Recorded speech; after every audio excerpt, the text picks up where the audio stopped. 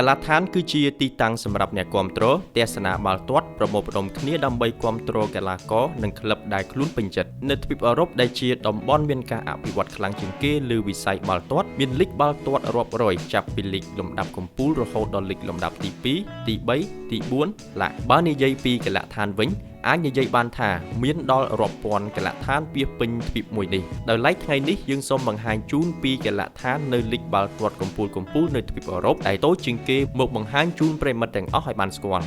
1. កាលដ្ឋាន Van Dong និង Diro របស់ក្លឹប Excelsior លីកកំពូលហូឡង់អាចផ្ទុកទស្សនិកជនបាន 4,500 នាក់ 2. កាលដ្ឋាន El Alcora របស់ក្លឹប Huesca លីកកំពូលអេស្ប៉ាញអាចផ្ទុកទស្សនិកជនបាន 5,500 នាក់ 3. កាលដ្ឋាន Mola Baligo របស់ក្លឹប Mijlečnica លីកកំពូលប៉ូឡូញអាចផ្ទុកទស្សនិកជនបាន 6,244 នាក់ 4. កាលដ្ឋាន Gasovic របស់ក្លឹប Orenburg លីកកំពូលរុស្ស៊ីអាចផ្ទុកទស្សនិកជនបាន 7,500 នាក់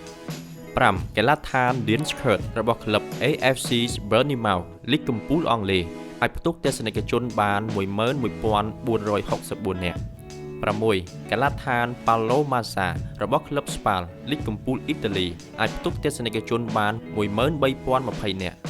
7. កាលដ្ឋាន Stade La Licorne របស់ក្លឹប Amiens លីកកំពូលបារាំងអាចផ្ទុកទស្សនិកជនបាន 12,097 នាក់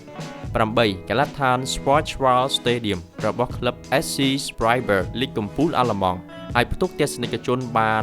24,000 នាក់នេះគ្រាន់តែជាការបង្ហាញជូនខ្លីៗទៅកាន់ប្រិមិត្តតែប៉ុណ្ណោះបើមើលតាមរូបភាពដែលបានបង្ហាញជូននេះតើប្រិមិត្តគិតថាកាលដ្ឋានណាមួយតូចតែស្អាតជាងគេ